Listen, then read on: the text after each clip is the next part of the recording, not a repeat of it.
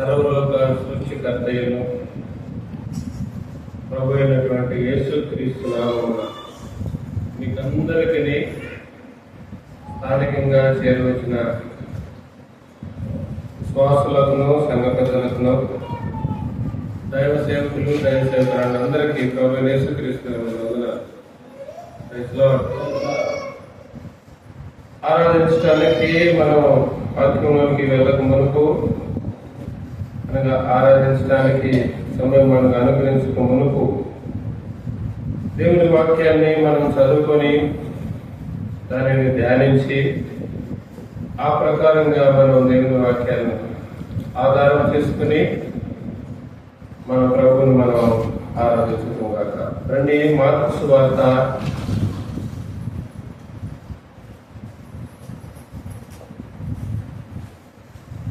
10వ అధ్యాయము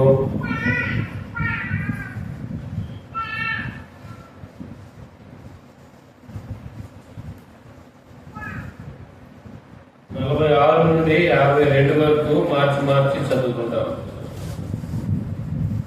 మార్కు సువార్త 10వ అధ్యాయము 46 నుండి 52 వరకు మార్చి చదువుకుంటాం. నూతన నిబంధనలో 2వ పుస్తకము పేజీ నెంబర్ 41. మార్కు సువార్త 10వ అధ్యాయము 46 నుండి 52 వరకు మార్చి చదువుకుంటారు. ఒక వచనం నేను చదువుతాను, ఒక వచనం మీరు చదవాలి. వారు ఎరుకో పట్టణంలోకి వచ్చి ఆయన తన శిష్యులతోనూ జన సమూహముతోనూ ఎరుకో నుండి బయలుదేరి వచ్చుచుండగా సిమియా కుమారుడు భర్తమయ గుడి వీక్షకుడు త్రోవ పక్కన కూర్చుండెను.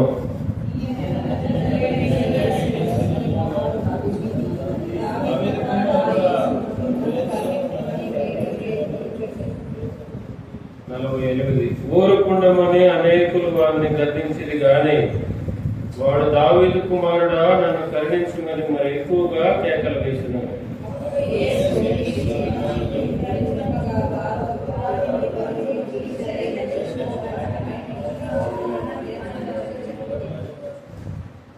అంతటా వాడు బట్టను పారవేసి దిక్కున లేచి యేసు వద్దకు వచ్చెను.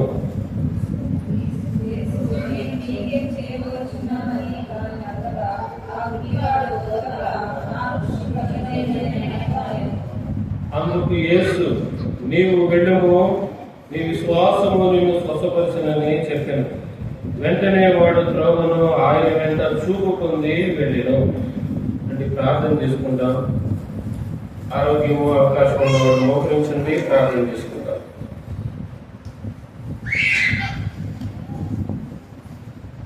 ప్రేమ నమ్మకం కలిగిన మా ప్రియ పరలోకపు తండ్రి, పరిశుద్ధుడు అయిన మా దేవా, ఘనమైన ఉన్నతమైన అతి శ్రేష్టమైన నామమును బట్టి మరొకసారి ప్రభువా నీ మందిర ఆవరణంలో అబ్దురా ఎబ్రోలు ప్రార్థనా మందిరంలో మీ మందిరంలో నీ బల్ల చుట్టూ చేరువచ్చులో ఇంతవరకు సహాయపడుతూ వచ్చిన వారు అందరిని బట్టి మీకు వందనాలు.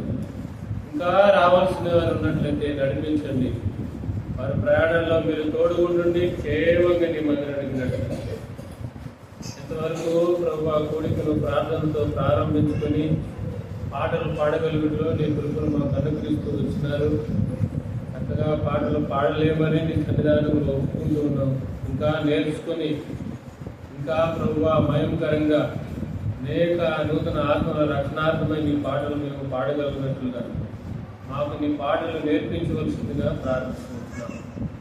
అంతేకాకుండా నాయన ఆరాధించవలసిన సమయంలో దేవా మీరు మాకు అనుగ్రహించిన లేఖన వాగ్దానాలను జ్ఞాపకం చేసుకుంటున్నాం. అదే మీరు మాతో మీరు మాట్లాడండి. ఈ వాక్యం అయితే మా ముందుకు తీసుకొచ్చినారు, విశుద్ధపరచండి. ఆ వాక్యం ద్వారా సూటిగా నాతో మాట్లాడమని ప్రార్థిస్తున్నాం. కనికరించండి, చూపించండి. నిలబడే దాసులను ప్రభువా మీరే సిద్ధుతాట్లు మరుగుపరుచుకునండి. అల్పులని అయోగ్యులని ఒకసారి జ్ఞాపకం తీసుకుని ఎందుకు పనికిరానటువంటి వాడు నేను మరొకసారి సంవిధానంలో ఒప్పుకుంటూ కూర్చున్న వారి కంటే ప్రభువా ఏమాత్రమును ఆయన యోగ్యత లేనటువంటి వాడు నన్ను సంవిధానంలో ఒప్పుకుంటూ మరొక సమయంలో ప్రభువా నాకు అనుగ్రహిస్తూ వచ్చినారు. మరొకసారి నీ బిడ్డలతో సహవాసం ఇస్తూ వచ్చినారు. దీని అంతటిని ఆశీర్వదకరంగా దీవెనకరంగా చేయమని మహిమ ఘనత ప్రభావాలు మీకే ఆరోపించుకుంటూ ఆరాధన కొరకు మమ్మల్ని అందరినీ ఆత్మతో మీరు సిద్ధపరచండి. యేసు క్రీస్తు ప్రభు నామమున ప్రార్థించి అడిగి వేడుకొనిచున్నాం తండ్రి, ఆమేన్.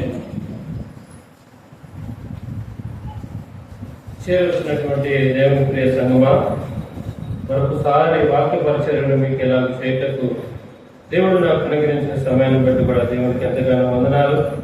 మనం చదువుకుంటూ వచ్చినటువంటి లేఖన భాగనాలు అనేక సార్లు మనం వింటూ వచ్చినాం, అనేక సార్లు మనం వ్యక్తిగతంగా చదువుకుంటూ వచ్చినాం, అనేక సార్లు దైవదాసులు మనకు బోధించినప్పుడు వింటూ వచ్చినాం. ఏది ఏమైనప్పటికీ ఒక నూతనమైనటువంటి విధానంలో దేవుడు ఈ దినాన మనతో మాట్లాడనే ఉన్నాడు. దానిని మనం గ్రహించి తెలుసుకొని ఆత్మ ద్వారా సంధించబడి దేవుని వాక్యాన్ని నింపుకొని వాక్యానుసారమైనటువంటి ఆరాధనే మనం అర్పించాలి. మనకు వచ్చింది కాదు, మనకు తెలిసింది కాదు, మనకు అలవాటైంది కాదు, మనలో ఉండదు కాదు, ఒక నూతనమైనది ఈ రోజే మనం నింపుకుందాం. రండి, మొట్టమొదటి మనం చదువుకున్నటువంటి భాగంలో ఆ యొక్క మాట 46వ వచనం దయచేసి తీసుకుని చదవండి. మార్కు సువార్త 10వ అధ్యాయము. వారు యెరికో పట్టణమునకు వచ్చిరి. ఆయన తన శిష్యులతోనూ బహు జన సమూహముతోనూ యెరికో నుండి బయలుదేరి వచ్చుచుండగా తిమయ కుమారుడు బర్తమయ్యను గుడి భిక్షుకుడు ప్రక్కన కూర్చున్నటువంటి మనిషి. ఈయన జీవితం ఎక్కడో ఊరిలో ఉండే జీవితం కాదు. ఇప్పుడు అందరు నా వైపు చూడండి, బైబిల్ ఇంటి దగ్గర చదువు. వాక్యం చెప్పేటప్పుడు ఎవరైతే నిలబడ్డారో వారి వైపే మీ గమనం ఉండాలి. అనేక సార్లు నేను చెప్తా ఉంటున్నాను. మీకు ఇంతకు ముందు కూడా మీ దగ్గరికి వచ్చాను, ఆ విషయాలు కూడా నేను మీకు చెప్తూ వచ్చిన. దేవుని యొక్క మందిరానికి 3 విషయాలు నేను మీకు చెప్పిన. మొట్టమొదటిగా సమయానుసారంగా మనం రావాలని చెప్పాను. ఆ తర్వాత సాధ్యమైనంత వరకు కుటుంబంగా మనం అందరం రావాలని చెప్పాను. ఆ తర్వాత ఈ సమయాన్ని మనం సద్వినియోగం చేసుకోవాలని కూడా నేను మీకు చెప్పాను. 4వది దేవుడు ఆశీర్వదించేది, అది ఆయన పని. నువ్వు ఎప్పుడైతే ఈ 3 చేస్తావో 4వది దేవుడు నీ పక్షాన్ని చేస్తాడు. వచ్చినావు, ఇప్పుడు దేవుని వాక్యం చదవమన్నప్పుడు చదివేవాడు చదువుతున్నారు, వినేవాడు ఇప్పుడు నా వైపు చూస్తూ మీరు వినండి. ఇక్కడ మనం చదువుకున్నటువంటి సందర్భంలో ఒక వ్యక్తి కనబడతా ఉంటున్నాడు. ఆయన గుడ్డివాడు. ఆయన గుడ్డివాడే కాదు, ఆయనకు పని కలిగి ఉన్నాడు. ఏందయ్యా ఆ పని అంటే ఏందయ్యా ఆ పని అంటే అనుదినం ఆయన చేసే పని ఏందయ్యా అంటే భిక్ష పడుకుంటాడు. ఆయన గుడ్డివాడే, ఏదో పనికి మాలిన వాడిగా ఇంట్లో ఉండలేదు, ఏదో లేకపోతే నేను గుడ్డివాడలే నాతో ఏం కాదులే అని ఆయన ఆ గృహంలో ఉండి కాలయాపన చేసేవాడు కాదు. అయితే ఆయన చేస్తున్నటువంటి ఆయనకి తగిన పని ఆయన చేస్తున్నప్పటికీ కూడా ప్రియులారా ఆయన త్రోవ ప్రక్కన ఉన్నాడు అని రాసింది బైబిల్లో. ఇది నేను మీకు ఈ గమనానికి తీసుకురావాలని ఆలోచిస్తున్నాను. ఇంతకు ముందు వచ్చినప్పుడు కూడా నేను త్రోవ గురించి మీతో మాట్లాడుతూ వచ్చిన. అనేకమైన త్రోవలు నేను మీకు చెప్తూ వచ్చిన. వాటిల్లో ఒకటి వంకరి త్రోవ అని నేను మాట్లాడాను మీతో. గుర్తుందా? గుర్తులేదు, మర్చిపోయాం. నిన్న ఏం కూరతో అన్నం తిన్నామో మాకు గుర్తులేదు కదా. ఇప్పుడు మాకేం గుర్తుండదు అంటారేమో మీరు. గుర్తు పెట్టుకోలేదు దేవుని వాక్యాన్ని. కూర మర్చిపోయి తినేస్తే అయిపోయింది.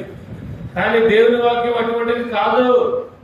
దేవుని వాక్యము దేవుడి యొక్క పరిశుద్ధ గ్రంథంలో రాయబడిన మాటల ప్రకారంగా భూమి ఆకాశము గతించును, నా మాటలు గతించు.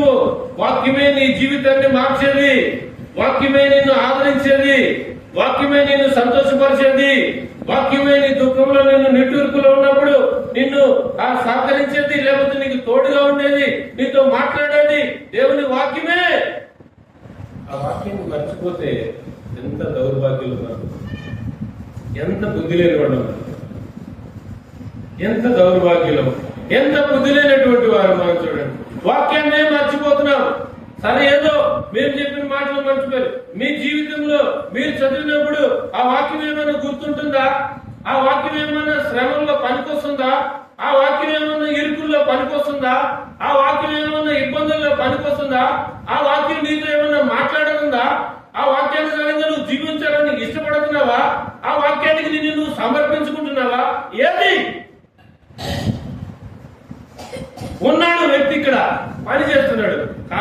త్రోవ పక్కన ఉన్నాడు. యేసుక్రీస్తు ప్రభువారు ఆ త్రోవనే వస్తున్నాడు.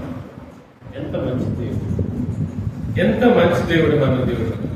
నా జీవితంలో యెషయా గ్రంథంలో మనం చూసుకుంటే త్రోవ విడిచినటువంటి గొర్రెలము మనము, త్రోవ తప్పినటువంటి గొర్రెలము మనము, త్రోవలో లేనటువంటి వారము, ఇష్టానుసారంగా తొలగిపోయిన వారము, ఇష్టానుసారంగా వెళ్ళిపోయినటువంటి వారము, ఇష్టానుసారంగా జీవించే వారము, మనకి నచ్చిన త్రోవలో మనకి ఇష్టమైన పనులు చేసుకుంటూ వెళ్ళిపోయే వారము. అటువంటి మన కొరకు కూడా, అటువంటి ఈ వ్యక్తి కొరకు యేసుక్రీస్తు ప్రభువారు ఆ త్రోవనే వెళ్ళనే ఉంటున్నాడు, ఆ త్రోవనే వచ్చినాడు. యేసుక్రీస్తు ప్రభువారు వచ్చి ఆ యొక్క త్రోవను వెళ్ళనే ఉంటుండగా అక్కడ ఆయనకి వినబడింది ఒక స్వరం. యేసుక్రీస్తు ప్రభువారు ఈ త్రోవలో రానే ఉన్నాడు, యేసుక్రీస్తు ప్రభువారు ఈ త్రోవలోనే రానే ఉన్నాడు, యేసుక్రీస్తు ప్రభువారు ఈ త్రోవలో వస్తున్నాడు అని ఆయనకు ఒక వర్తమానం వినబడింది. సిద్ధపడిపోయాడు. వర్తమానం వినపడగానే సిద్ధపడిపోయాడు. నేను అనుకుంటా ఆ రోజు అడుక్కునేది మర్చిపోయాడు. ఏం అడుక్కుంటున్నాడు? రోజు ఏదో రొట్టెలు అడుక్కుంటున్నాడేమో, ఏవో కొన్ని కాసులు అడుక్కుంటున్నాడేమో, ఏవో అక్కడ వెండి నాణ్యాలు అడుక్కుంటున్నాడేమో, ఏవో వస్త్రాలు అడుక్కుంటున్నాడేమో. కానీ ఈ రోజు ఒక విచిత్రమైనటువంటిది అడుగుతున్నాడు యేసుక్రీస్తు ప్రభువారు. ఇంకా మనం ముందుకు వెళ్తా ఉన్నట్టు అప్పుడు నేను చెప్తాను ఆ విషయాలు. తన యొక్క పరిస్థితిని మార్చడానికి, తన జీవితాన్ని మార్చడానికి, తన యొక్క ప్రవర్తనను మార్చడానికి, తన యొక్క మనసును మార్చడానికి, తన యొక్క పద్ధతులను మార్చడానికి, తాను అడుక్కునేది మార్చడానికి యేసుక్రీస్తు ప్రభువారే వస్తున్నాడు ఆ త్రోవ. అప్పుడు ఏం జరిగిందో చదవండి. ఇప్పుడు చూడండి బైబిల్ వైపు ఏం జరిగింది చదవండి. నజరేయుడైన యేసు అని వాడు విని, దావీదు కుమారుడా యేసు నన్ను కరుణించుమని కేకలు వేసిన. ఎంతో మంది ఆ దారులు వెళుతూ ఉంటున్నారు. రోజు రాజులు కూడా వెళ్ళారేమో, గనులు కూడా వెళ్ళారేమో, మంచి వాళ్ళు కూడా వెళ్ళారేమో, పరిశ్రమలు కూడా వెళ్ళారేమో, నీతి మంత్రులు కూడా వెళ్ళారేమో ఆ మార్గంలో. అయితే ఒక రోజు యేసుక్రీస్తు ప్రభువారు ఆ మార్గం వస్తుండగా ఈయనకు ఒక విషయం తెలిసింది. ఆయన ఎవరో కూడా ఈయనకి తెలుసు, ఆయన ఎవరి కుమారుడో కూడా ఈయనకి తెలుసు. దావీదు కుమారుడా నన్ను కరుణించు అని మాట్లాడుతూ ఉంటాడు. ఇంతకు ముందు నేను చెప్పిన ఆయన అడుక్కునే విధానమే వేరు, ఆయన అడుక్కునే పద్ధతే వేరు.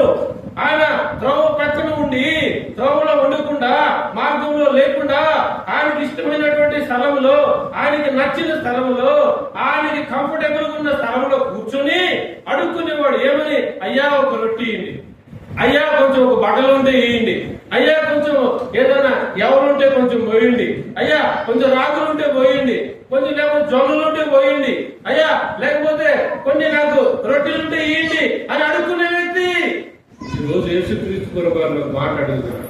ప్రభువా దావీదు కుమారుడా నన్ను కరుణించు అని అడుగుతున్నాడు. ప్రియా సహోదరుడా సహోదరి, ఇదే కనికరం కనుక మన జీవితంలో లేకపోతే, అదే కనికరం కనుక ప్రభు మన ఎడలో చూపకపోతే, అదే కనికరం కనుక ఆయన మన ఎడలో చూపించకపోతే, నా జీవితం ఎటువంటిది? నా బాబు జీవితం ఎంత భయంకరమైనది? ఎలాంటి జీవన విధానం మనం జీవిస్తున్నాం? త్రోవ పక్కన విన్నవారమే. యేసుక్రీస్తు ప్రభువారు చెప్పినట్లుగా యోహాను సువార్త 14:6 ప్రకారంగా నేనే మార్గమును, నేనే సత్యమును, నేనే జీవమునై ఉన్నా, ఆ మార్గంలో నీవు నేను లేవు.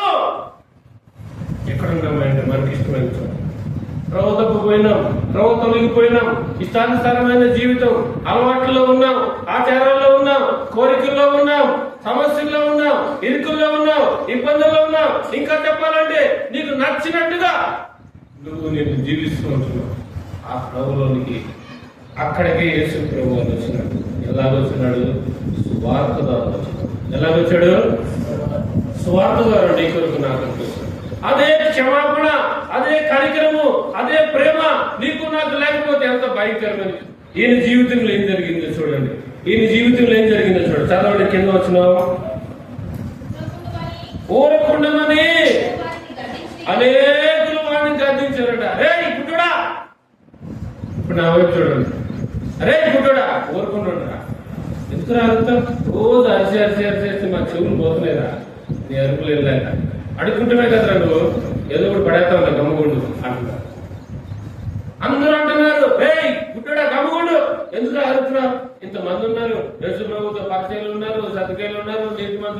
వచ్చిన వాళ్ళు ఉన్నారు, అన్నం తింటానికి వచ్చిన వాళ్ళు ఉన్నారు, రొట్టెలు తింటానికి వచ్చిన వాళ్ళు ఉన్నారు, స్వస్థపరచబడడానికి వచ్చిన వాళ్ళు మార్గంలో ఉన్నారు. మేమందరం చాలా మంది వెళ్తున్నాం. ఎందుకు వెళ్తున్నావు? గద్దించారు. గద్దించేటప్పుడు గమ్ముకుంటారుగా ఉండాలి వద్దా? మనం ఇంట్లో పెద్దలు, మా ఇంట్లో నేనే పెద్ద, నేను భర్తను కదండి, నేనే పెద్ద. ఇప్పుడు నేను గద్దించాను అనుకో మా పిల్లలు గమ్ముకుంటాను వద్దా? గమ్ముకుంటాను వద్దా? మరి మీ ఇంట్లో ఉండాలి. అది ఇక్కడ వాడు ఉండలేదు. పెద్దలు చెప్పినప్పుడు వినాలి కదా, ఆయన ఉండలేదు. ఏం చేస్తున్నాడు? చదవండి చదవండి. ఏం చేస్తున్నాడు వాడు? దావీదు కుమారుడా నన్ను కరుణించుకొని మరీ ఎక్కువగా కేకలేస్తా ఉన్నాడంట. ఎంత భయంకరమైన పరిస్థితి చూడండి. అమ్మ అదేదో ముందే కూర్చుంటే బాగుంది కదా తల్లులారా. ఎందుకు మళ్ళీ వెనక్కి జరగడం, ముందుకు జరగడం ఇవన్నీ? ముందే కూర్చుంటే సరిపోయింది కదా తల్లులారా.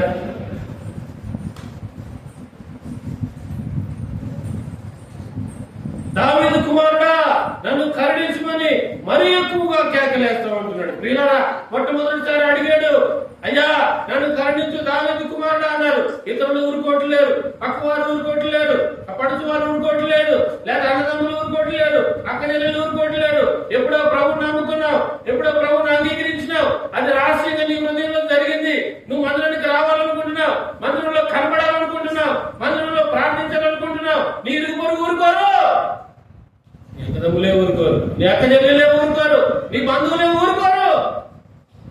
ఇంకా చెప్పాలంటే నీ ఊరోళ్ళే ఊరుకోరు. ఇదే జరుగుతుంది ఈ దినాల్లో, ఇదే జరుగుతుంది. అదే జరిగింది ఈ యొక్క భిక్షకుడి జీవితంలో. అందరూ అరుస్తున్నప్పుడు వీడు కూడా అరిచాడు. ఈ అరిచి మనకి చెప్పిన రే గమ్ముకుండ్రా కూడా అయినా గమ్ముకుండలేదు. ఇంకా గట్టిగా అరిచాడంట, పెద్దగా అరిచాడంట.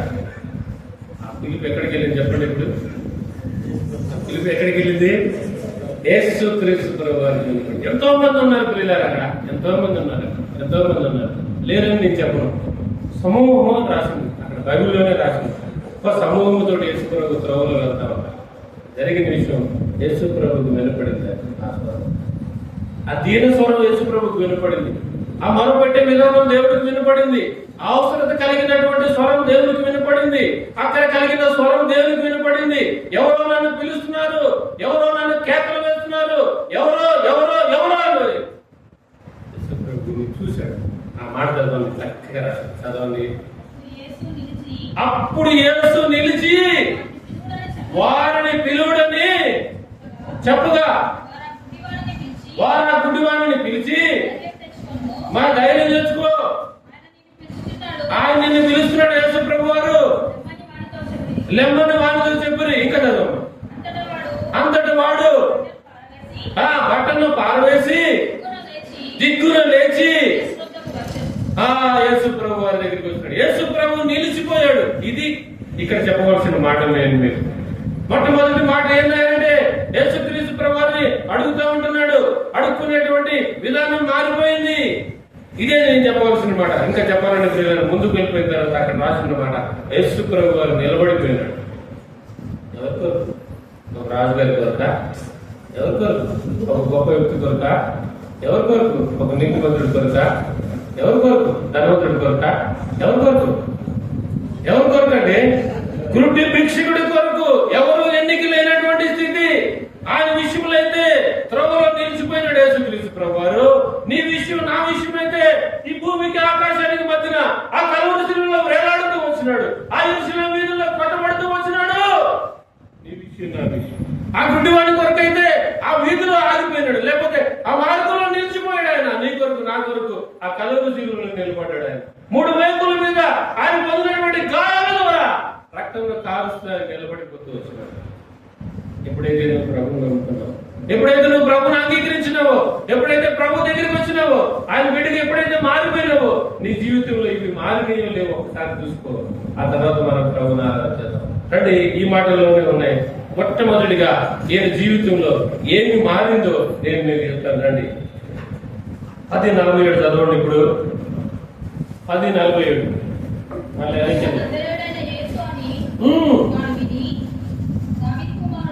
దావీదు కుమారుడా యేసు నన్ను కరుణించమని మొట్ట మొట్టమొదటిగా ప్రియులారా మాట మారింది తన జీవితంలో.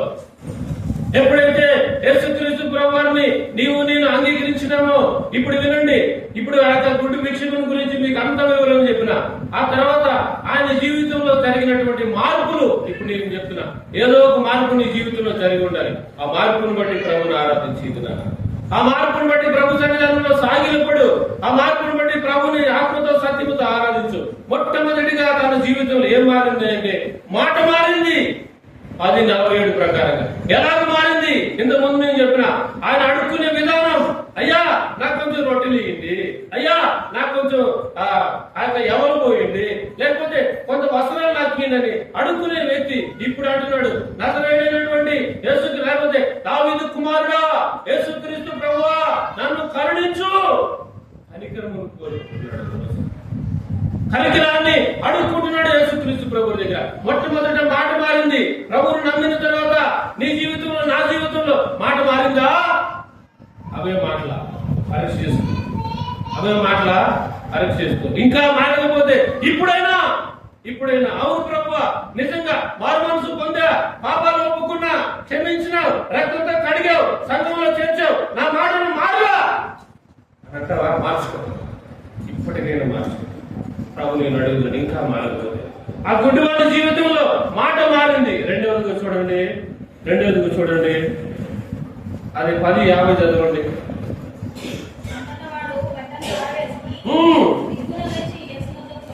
దిగ్గున లేచి యేసు దగ్గరికి వచ్చినాడు.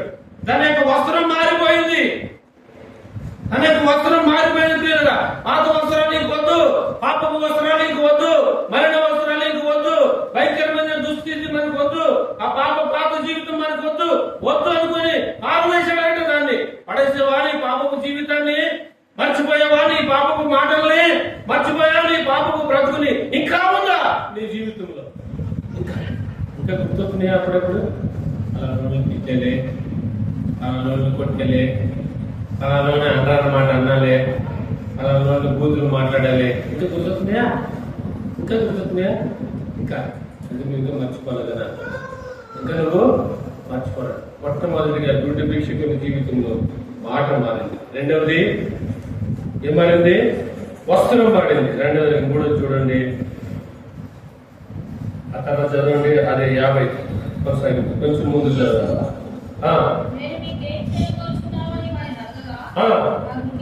ఆ గుడ్డివాడు బోధకుడా నాకు దృష్టి కలుగు అనగా యేసుక్రీస్తు ప్రభువారి దగ్గరికి రావడానికి మార్గంలోనికి వచ్చాడు. అదే 50లో కొంచెం ముందుకెళ్తాడు. పట్టణ పారవేసి దిగ్గున లేచి నడిచినది ఉంటుంది. తన నడకను మారింది. ఏం మారింది? మూడవది, మొట్టమొదటి ఏం మారింది? మాటలు మారిపోయినాయి. రెండవది వస్త్రాలు మారిపోయినాయి. మూడవది నడక మారింది. నీ నడక, నా నడక మారిందా? ఎక్కడైనా ఎప్పుడైనా ఆదివారం వస్తే, మీరెక్కడో నాకు తెలియదు, ఆదివారం వస్తే ఒకనొక సమయంలో నా జీవితం భయంకరమైనట్టు ఎక్కడుండేదో అది చెప్తే ఇప్పుడు బాగుండదు, మీరు ఎదురించుకుంటారు. దానికి మళ్ళీ నీ జీవితం మారిన తర్వాత ఎప్పుడైనా ఎక్కడైనా మార్గంలో నడకలు మారినాయా? మనకి ఆదివారం రాగానే దేవుని సన్నిధానానికి, వారి గుడికిల్లో దేవుని సన్నిధానానికి రాగలిగే భాగ్యం మనకుందా? మన నడక మారిందా? మన పద్ధతులు మారినాయా? ఇంతకు ముందు ఎక్కడికో వెళ్ళేవాడివి, ఇంతకు ముందు ఆ యొక్క బొడ్రాయి దగ్గరికి నీ నడక ఇది లేకపోతే ఆ యొక్క ఏం చెప్పాలంటే ఇంకా ఏమంటుందండి, రచ్చబండ. మన నడకలు ఎక్కడికి ఉండే? ఇంతకు ముందు సాయంత్రం అయితే ఎక్కడికి? ఆ డబ్బా కొట్టు దగ్గరికి కాదా?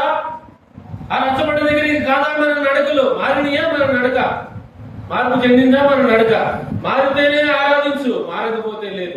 మార్పు చెందిన వాడే ప్రభువుని ఆరాధించాలి, ఆత్మతో సత్యంతో ఆరాధించాలి ఆయన్ని. ఇంకా నీ జీవితం మారకపోతే, నీ మాటలు మారకపోతే, నీ వస్త్రాలు మారకపోతే, నీ నడక మారకపోతే ఇప్పుడైనా నాలుగోదికి రండి. అదే 50లో కొంచెం ముందుకు చదివితే అక్కడ స్థలం మారింది. తన జీవితం ఏం మారింది? స్థలం మారింది. అదే 10:50లో కొంచెం ముందుకెళ్తే అక్కడ నుంచి లేచి ముందుకెళ్ళాడు. ఒకప్పుడు ఆయన జీవితం మార్గం ప్రక్కన, ఇప్పుడు నా వైపు చూడండి మీరందరూ. ఒకప్పుడు ఆయన జీవితం మార్గం ప్రక్కన, మార్గంలో ఆయనకి ఇష్టమైన చోట, ఆయనకి కంఫర్టబుల్ గా, ఆయనకి నచ్చిన చోట నుండి అడుక్కునేవాడు ఆయన. ఇప్పుడైతే యేసు ప్రభు ఎప్పుడైతే ఆ మార్గంలోకి వచ్చినాడు, తన యొక్క మార్పుల్ని దేవుడు చూపిస్తూ ఉంటున్నాడు. స్థలాన్ని మార్చేసుకున్నాడు ఆయన స్థలాన్ని మార్చేసుకున్నాడు. వద్దు, నాకు ఇంత స్థలం వద్దు, ఇంతకాలం ఉన్నా, నేను ఇంతకాలం అడుక్కున్నా, ఇంతకాలం జీవించిన, వద్దు నాకు ఇది. ఆచారాలు మనం మార్చుకోవాలి, అలవాట్లు మనం మార్చుకోవాలి, పద్ధతులను మనం మార్చుకోవాలి, స్థలాలను మనం మార్చుకోవాలి. వద్దు, ఈ ఊరు నుంచి ఇంకో ఊరు వెళ్ళమని కాదండి. స్థలం మారమని కానీ చెప్పినాడు. ఒక వచ్చి స్థలం మారమన్నాడు. ఈ ఊరు నుంచి ఇంకో ఊరు వెళ్ళేది కాదు, వెళ్ళే స్థలాలు మారాలని అర్థం. ఏ స్థలంలో అయితే నువ్వు ఉంటున్నావో ఆ స్థలం అని కాదు నేను అంటున్నా. ఆత్మీయమైనటువంటి స్థల జీవితాన్ని నువ్వు మార్చుకోవాలి. ఇంతవరకు ఎక్కడ ఉండేవాడివి, గృహంలో ఉండి ఎక్కడికో వెళ్తూ ఉండేవాడివి. నడక మార్చుకున్న తర్వాత స్థలం కూడా మార్చుకోమని అర్థం. దేవుని మందిర ఆవరణలోనే నీ స్థలం, దేవుని మందిర ఆవరణలోనే మన కూర్చుంట, మన లేచిన ఉండుట, ఇవన్నీ మారిపోవాలి. ఇవన్నీ మారిపోవాలి. మొట్టమొదటిది ఏంటి? తన జీవితంలో మారింది, మాట మారింది. రెండవది వస్త్రాలు మారింది. మూడవది ఏం మారింది? నడక మారింది. నాలుగవది స్థలం మారింది. ఐదవది చూడండి, 51 చదవండి. 51 చదవండి. యేసు, నేను నీకు ఏమి చేయకూరుచున్నానని వాడు అడుగుగా, గుడ్డివాడు, బోధకుడా, నాకు దృష్టి కావాలి. ఇప్పుడు నా వైపు చూడండి. అడుక్కునేవాడు కదండి, బంగారం అడగచ్చుగా. సరే, తన జీవితం మార్చేసుకోవచ్చు. కమ్మగా బంగారం అడగచ్చుగా. 1 కిలో బంగారం ఈ ప్రభా, నీకు అసాధ్యమైంది ఏముంది? సర్వ సృష్టికర్తవి, సర్వాంతర్యామి, అధికారం కలిగిన వాడివి, మంచి బోధకుడివి, ఏది కావాలంటే అది ఇస్తున్నావు. చనిపోయిన వాడిని లేపుతున్నావు, గుడ్డివాడికి మంచి చేస్తున్నావు, అది చేస్తున్నావు, ఇది చేస్తున్నావు. ప్రభా, నీకు అసలు ఏమీ అంతు లేదు. నీకు అన్ని జరిగిపోయాయి, నువ్వు అంటే చాలు జరిగిపోతుంది. 1 కిలో బంగారం ఈ ప్రభా అంటే బాగుండేదిగా అన్నాడండి. లేదు ప్రభా, నేను రోజు రొట్టెల గురించి అడుగుకుంటున్నా, అవన్నీ నాకు రోజు వచ్చినట్టు ఆ ఏరియాని పోషించావు కదా, అయ్యా కాకుండా నాకు కూడా ఎలాగోలాగా ఏర్పాటు చేయ ప్రభా అని అడిగాడండి. ఏమడిగాడండి? అవసరమైందండి. ఆయనకి అవసరమైందే అడిగాడు. ఇదే మనం చేయాల్సిన పని. ఏదైతే తన జీవితంలో కావాలో, ఏదైతే తన జీవితాన్ని గుడ్డితనం చేసేసిందో, ఏదైతే తన జీవితాన్ని చీకటమయంలో నడిపిస్తుందో, ఏదైతే తన జీవితంలో ఎక్కడ తన వారిని లేకపోతే తన ఇంటి వారిని చూడలేని పరిస్థితి తన జీవితంలో ఏ కొరత అయితే కలిగి ఉన్నాడో అదే ప్రభు దగ్గర అడిగాడు, అదే పొందుతూ వచ్చినాడు. ఐదవదిగా దృష్టి. ఏం మారింది తన జీవితంలో? దృష్టి మారింది. ఒకప్పుడు చూసేవాడు కనపడేది కూడా ఏం కాదు, అయినా కానీ చూసేవాడు. ఎవరో నడుచుకుంటూ పోతూ ఉంటే, అయ్యా, అమ్మా, అబ్బా, నాయన, ఏదో ఒకటి వేయండి, 1 రూపాయి వేయండి, లేకపోతే ఒక నాణ్యం వేయండి, లేకపోతే ఒక రొట్టె వేయండి, లేకపోతే కొంచెం వస్త్రాలు వేయండి.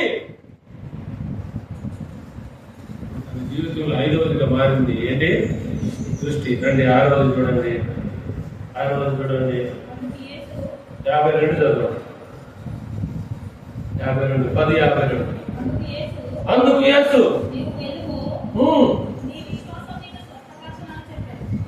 నీ విశ్వాసం నిన్ను స్వస్థపరిచినాడు. స్వస్థత తన జీవితంలో జరిగింది. సహవాసము, స్వస్థత. ఇంతకుముందు తనకి ఎవరు సహవాసం లేదు, తనతో పాటు ఎవరు సహవాసం చేసేవారు కాదు. ఎంత మటుకు సహవాసం చేసినా కానీ ఒక సమయం తనతో ఉండేవాడు. ఎంత సమయం అంటే ఆడుకునేవాడికి ఇచ్చేంత సమయం వరకు, ఆడుకునే లేకపోతే వాళ్ళ దగ్గర ఉన్న డబ్బులు ఇచ్చేంత వరకు, వాళ్ళ దగ్గర ఉన్న వస్త్రాలు ఇచ్చేంత వరకు తనతో ఉండేవాళ్ళు. వాళ్ళ దారిని వాడు వెళ్ళిపోయాడు, వాడు అక్కడే ఉండేవాడు. ఆ రోజు తన జీవితంలో మారింది. ఏం మారింది? 6వది ఏం మారింది? స్వస్థత. స్వస్థత వచ్చింది, సహవాసం మారింది. అండి చివరిది 7వదిగా చూసి దేవుడు మనం ఆరాధించాం. 52 ఇంకా ముందు చదవండి. వెంటనే వాడు త్రోవను ఆయన వెంట చూపు పొంది యేసు ప్రభు వెంట వెళ్ళిపోయినాడు. 7వది చివరిదిగా మన జీవితమే మన జీవితం.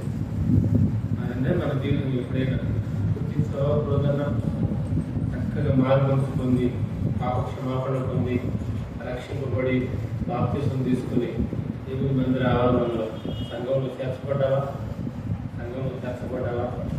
ఈ మార్పులు నీ జీవితంలో జరిగితే మొట్టమొదటిగా రండి చూసుకుని మనం ఆరాధన. ఏం మారింది? గట్టిగా మాట మారింది. రెండవది వస్త్రాలు మారింది. మూడవది ఏంటి? నడక మారింది. నాలుగవది స్థలం మారింది. ఐదవది దృష్టి మారింది. ఆరవది వసతి వచ్చింది. సహవాసం మారింది. చివరిది ఏడవది ఏంటి? జీవితమే మారింది. యేసు వెంట వెళ్ళేది అన్నాడు. అప్పుడు నిజంగా చెప్పాలంటే సాయంత్రం అయిపోతే ఇంటికి వెళ్ళేవాడు. ఏమండి ఎక్కువ ఉన్నాడు కదా, సాయంత్రం దాకా ఉంటాడేమో. ఒకవేళ అనుకుందాం 2 రోజులు ఉంటాడేమో. 3 రోజులైనా మళ్ళీ వెళ్ళాలి ఇంటికి. సంపాదించిందంతా ఇంటి దగ్గర ఇవ్వాలిగా, అడుక్కున్నదంతా మళ్ళీ ఇచ్చి మళ్ళీ రావాలిగా, మరి ఎవరో సాయం చేయాలిగా. అది ఇంటికి వెళ్ళాడు. యేసు వెంట వెళ్ళాడు. నేను నా జీవితంలో మార్పు చెందింది. నేను ప్రభువుని అంగీకరించిన, నా పాపాలు ఒప్పుకున్నా, ప్రభు నన్ను క్షమించాడు, ఆయన బిడ్డగా నన్ను చేసుకున్నాడు. నా జీవితం కూడా మారింది, నా మాటలు కూడా మారినాయి, నా వస్త్రాలు కూడా మారినాయి, నా నడక కూడా మారింది, నా స్థలం కూడా మారింది, నాకు కూడా స్వస్థత ఆయన ఇచ్చాడు, లేకపోతే నా జీవితం మారింది అన్నవాడు మాత్రమే దయచేసి ప్రభువునారా రండి. మనమందరం లేచి నిలబడతాం.